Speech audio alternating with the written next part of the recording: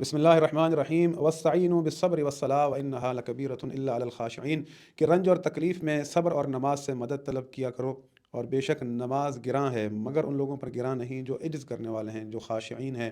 جو خشیت الہی میں رہتے ہیں۔ عزیزان محترم، اس آیت کے اندر اللہ رب العالمین دو چیزوں سے کہہ رہا ہے کہ مدد طلب کرو، ایک صبر اور ایک نماز، یعنی جب تم پر رنج و تکلیف ہو تو صبر اور نماز سے مدد لو۔ تو یہاں پر جب انسان کے اوپر کوئی بھی مصیبت آتی ہے تو اسے صبر کرنا چاہیے، اور تقرب خدا حاصل کرنے کے لیے، اس رنج سے نکلنے کے لیے نماز کو قائم کرنا ضروری ہے، نماز پڑھے۔ اس آیت کی تفسیر میں موجود ہے، امام جعفر صادق علیہ الصلوۃ والسلام فرماتے ہیں کہ رسول اللہ صلی اللہ علیہ وآلہ وسلم جب بھی رنج اور تکلیف میں ہوتے تھے تو فوراً وضو کرتے تھے، نماز پڑھتے تھے،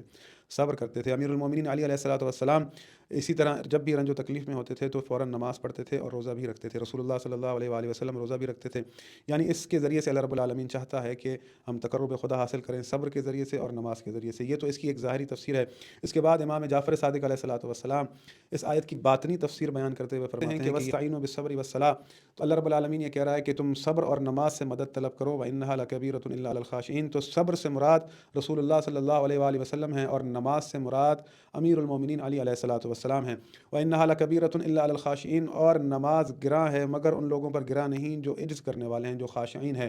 عزیزان محترم، امام جعفر صادق علیہ الصلوۃ والسلام کا یہ فرمانا کہ صبر رسول اللہ ہیں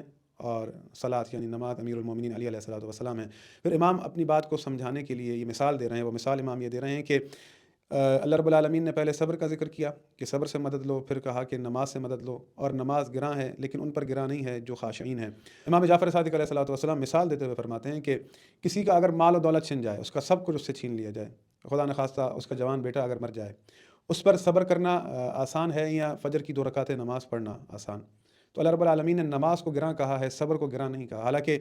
ایسے ہم نے حالات دیکھے ہیں دنیا میں، کئی لوگوں پر ایسے واقعات آتے ہیں کہ ان کا مال و دولت چھن جاتا ہے، یا ان کے اپنے عزیز و اقارب ایسے دنیا سے چلے جاتے ہیں۔ تو لیکن یہاں پر اللہ رب العالمین نے اس معاملے کو گراں نہیں کہا کہ لوگوں پر یہ بات کس قدر گراں گزرتی ہے کہ اس کا سب کچھ اس سے چھن جائے، لیکن اللہ رب العالمین نے گراں نماز کو کہا ہے کہ نماز گراں ہے، حالانکہ نماز پڑھنا آسان ہے، بجائے اس کے کہ ایسا کوئی حادثہ کسی کے ساتھ ہو جائے اس پر صبر کرنا۔ تو اللہ رب العالمین نے نماز کو گراں کہا ہے۔ تو امام اس کی تشریح کرتے ہوئے فرماتے ہیں کہ جہاں تک بات رسول اللہ صلی اللہ علیہ وآلہ وسلم کی ہے، کیونکہ اللہ نے صبر رسول اللہ کو کہا ہے، تو رسول اللہ کی ذات کو ماننا، ان کی رسالت کو ماننا لوگوں پر گراں نہیں تھا، لوگوں نے مانا اور کوئی بھی اس کا انکار نہیں کرتا۔ گراں اگر لوگوں پر گزرا تو ولایت امیر المومنین علی علیہ الصلوۃ والسلام کو ماننا گزرا، کہ انہوں نے ولایت امیر المومنین علی علیہ الصلوۃ والسلام کو خود پر گراں جانا اور اسے نہیں مانا، اسے تسلیم نہیں کیا۔ پھر امام فرماتے ہیں وَإِنَّهَا لَكَبِيرَةٌ إِلَّا عَلَى الْخَاشِعِينَ، یہ ان پر گراں نہیں ہے سوائے ان کے جو عجز و انکساری کرتے ہیں، جو خاشعین ہیں۔ تو امام فرماتے ہیں کہ خاشعین سے مراد ہمارے شیعہ ہیں، یہ ہمارے شیعہ ہیں کہ جن کو امیر المومنین کی ولایت گراں نہ گزری، اور انہوں نے صدق کے دل سے امیر المومنین کی ولایت کو تسلیم کیا۔